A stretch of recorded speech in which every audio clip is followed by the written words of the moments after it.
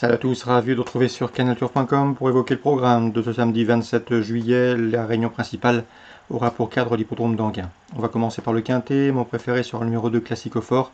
Le cheval peut se targuer d'avoir signé 3 succès lors de ses 4 dernières sorties publiques. C'est vrai qu'il affiche un cuisant échec dans les quintets, 5 participations, 5 échecs. C'est vrai également qu'il est meilleur sur plus long, mais c'est un cheval qui à mon avis a la pointure d'une course comme celle-ci. Sachez également qu'il a couru 3 fois à Anguin, résultat 2 places de deuxième, déféré des 4 pieds, bon numéro derrière la voiture, c'est a priori un candidat au succès. On lui posera le numéro 1, Black Rain, une jument qui est confirmée à ce niveau. Sa dernière sortie sur ce tracé avait été couronnée de succès courant mars. Sachez également qu'elle n'a jamais terminé plus loin que 5e lors de ses 5 derniers parcours, mais il vaut donc lui accorder crédit. Le numéro 9, Qualinga City, reste sur 4 podiums. Elle a été arrêtée de février à juillet, mais elle vient d'effectuer une bonne course de rentrée à Compiègne, deuxième. C'était courant juillet, une confirmation est ici attendue. Pour les places, on se méfiera du numéro 6, Brandit Jet, un cheval régulier.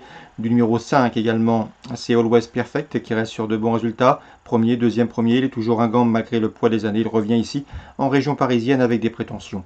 Attention également au numéro 7, Chiquebel. Chiquebel qui a couru 6 fois à Anguin, résultat 4 fois parmi les 2 premiers, une victoire également déjà sur ce parcours, on s'en méfie, c'est un bel outsider. J'ai également retenu le numéro 11, Balina d'Orville. Balina d'Orville qui n'a pas gagné depuis le mois de février 2017, mais attention, elle sait finir vite, elle est en forme, elle vient de bien conclure 3e à Angers le 19 juillet à mon avis. Ici, celle qui est capable de finir vite devrait pouvoir s'en sortir malgré ce numéro 11, peu enviable derrière la voiture en deuxième ligne. Le 10, Bois du Bonnet, a terminé 3e le 20 juillet au Sable d'Olonne. Preuve de sa forme, ça doit suffire ici. Pourquoi pas pour intégrer un quintet. Une 4e, 5e place peut lui revenir. En cas de partant, ce sera le numéro 12, Alpha d'Azif. Concernant le résumé chiffré de ce quintet du samedi 27 juillet, 2 As 9 6 devant le 5, le 7, le 11 et le 10. Suite du programme, toujours à Anguin. Dans la première, on va confiance au 106 Galaxy du Goutier. 4 victoires en 8 courses courues et au 110 Violetta Jet. Ces deux-là se connaissent bien, elles viennent de former le couplet gagnant le 29 juin sur ce parcours d'une épreuve de même facture où elles dominaient notamment In Your Dreams qui depuis a gagné un groupe 3 à Anguin, le prix de Rome où elle devançait notamment l'un des chefs de file de la promotion, à savoir Gotland. Le 106 et Violetta Jet, vous vérifierez son numéro. Concernant la deuxième, le 209 Good Friday est un cheval de classe, c'est ce que nous a indiqué à plusieurs reprises Luc Rollens. Le cheval reste sur 3 probants succès, 3 succès attendus. Le bémol, c'est qu'il est meilleur corde droite, mais vu le style que lui porte son entraîneur Luc Rollens, le cheval a parfaitement les moyens de poursuivre sa moisson victorieuse. Le 209 Good Friday, entraînement Luc Rollens. On arrive désormais au prix de Washington, une épreuve de groupe 2. Dans cette compétition, nous avons au départ un cheval de classe, le 504 Dijon, qui a porté haut les couleurs françaises dans l'Elite Lopp. Il a remporté l'Elite Lopp fin juin à Solvala. Le cheval a également terminé deuxième de cette course l'an dernier, en 1-9-2. Et à mon avis, dans ce lot, avec ce bon numéro derrière la voiture, ce spécialiste des parcours réduits et du départ lancé doit pouvoir se mettre en évidence. Le 504 Dijon. L'opposition pour lui, pourquoi pas le 1 Bellavis, autre spécialiste des parcours réduits. Il a remporté la loterie cette année en Italie. Ou le numéro 2, Valco Gnila, qui vient de s'adjuger le prix de la communauté de communes de la TRH, où il devançait notamment un certain Aubryon du Gers ou encore Bold Eagle, Aubryon du Gers qui aurait le regretté, Aubryon du Gers qui aurait d'ailleurs pris part sans son accident tragique à l'entraînement dernièrement, pris part à ce prix de Washington. Donc le 4, Dijon, candidat au succès, l'opposition le 1 Balavis ou encore le 2 Valco Gnila, toujours un gambe malgré son âge.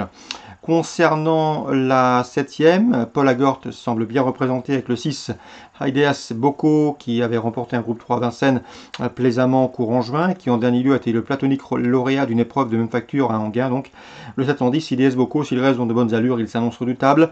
Son compagnon d'entraînement, le 8 Mr F Dag, qui reste sur 2 succès, doit pouvoir conduire l'opposition. Le cheval avait d'ailleurs devancé Ideais Boko à l'occasion d'une sortie commune dans le derby allemand il y a de cela quelques mois. 706, 708, ces deux-là constituent des rivaux sérieux pour le tricolore Fakir de l'Euro, le numéro 3, qui peut se targuer d'avoir pris la 4e place du Critérium des 3 ans à Vincennes, mais qui compte également plusieurs podiums dans des épreuves de groupe 2. Donc la 7e, le 6, le 8, deux sérieux clients pour le numéro 3 Fakir du Loro. On va passer à Deauville Réunion 4, dans le prix du cercle, une épreuve de l'Istud.